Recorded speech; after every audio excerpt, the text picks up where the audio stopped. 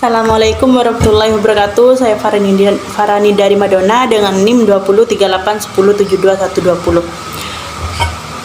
Saya akan menjelaskan teks prosedur, yang dimana teks prosedur adalah sebuah bahan tertulis yang dijadikan dasar untuk menjelaskan tahap kegiatan dalam menyelesaikan suatu aktivitas, di mana tujuan teks prosedur tersebut menjelaskan bagaimana kegiatan harus dilakukan agar pembaca dapat secara tepat dan akurat mengikuti sebuah proses membuat sesuatu, melakukan suatu pekerjaan, atau menggunakan suatu alat.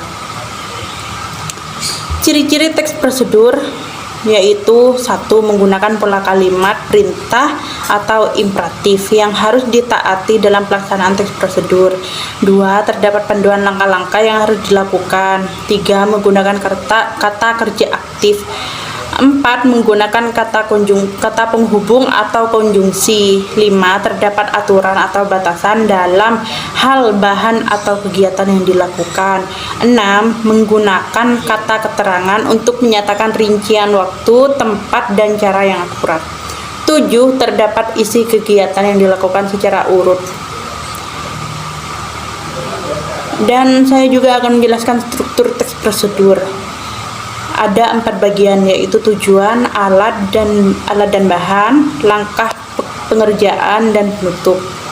Yang dimana tujuan berisi hal yang ingin dilakukan. Nah, tujuan teks prosedur ini disesuaikan dengan jenis teksnya ya. Bisa untuk menggunakan suatu alat, membuat makanan, minuman, kerajinan, atau melakukan sesuatu. 2. Alat dan bahan. Struktur teks prosedur ini isinya tentu memuat segala alat dan bahan yang diperlukan. Bedanya alat dan bahan itu apa sih? Kalau alat-alat itu berkaitan dengan benda yang gak bakal habis atau berkurang ketika kita pakai. Misalnya alat yang digunakan untuk memasak ada wajan, pisau, talenan, mangkok, dan sebagainya.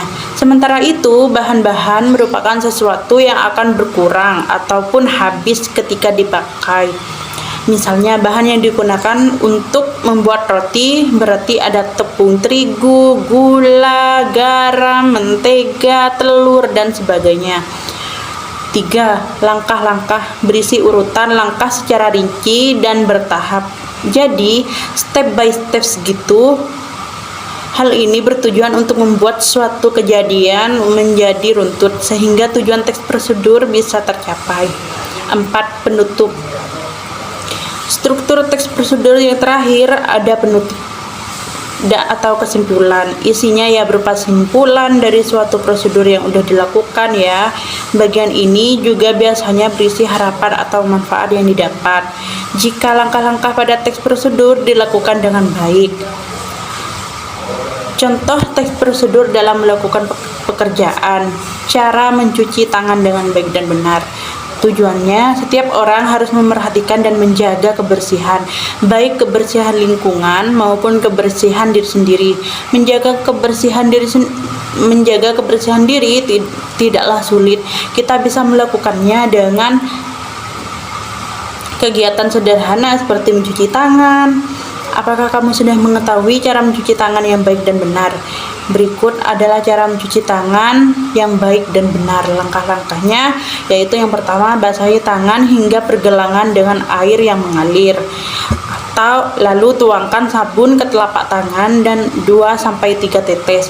2. Gosoklah telapak tangan secara perlahan dengan gerakan memutar 4 ruas jari tangan yang lain hingga sabun berbusa, dan dilakukan secara bergantian.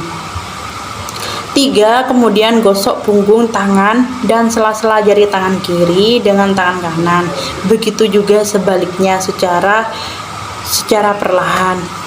4. Gosoklah telapak tangan dan sela-sela jari dengan menyelipkan jari pada masing-masing ruas jari. 5. Pasangkan kedua tangan dengan posisi tangan kanan di atas hingga jari-jari tangan dalam keadaan saling mengunci. Lalu gosoklah secara perlahan dan ulangi gerakan tersebut dengan posisi tangan kiri di atas. 6. Gosoklah ibu jari tangan sebelah kiri dengan gerakan memutar dalam genggaman tangan kanan dan lakukan gerakan serupa pada ibu jari tangan sebelah kanan. 7. Gosokkan telapak tangan kiri dengan gerakan memutar ujung jari-jari tangan kanan, begitu juga sebaliknya. 8. Bilaslah kedua tangan dengan air yang mengalir hingga busa hilang. Penutup, dengan sedikit peduli mencuci tangan secara benar, kita akan terhindar dari penyakit. Sekian dari saya, terima kasih. Assalamualaikum warahmatullahi wabarakatuh.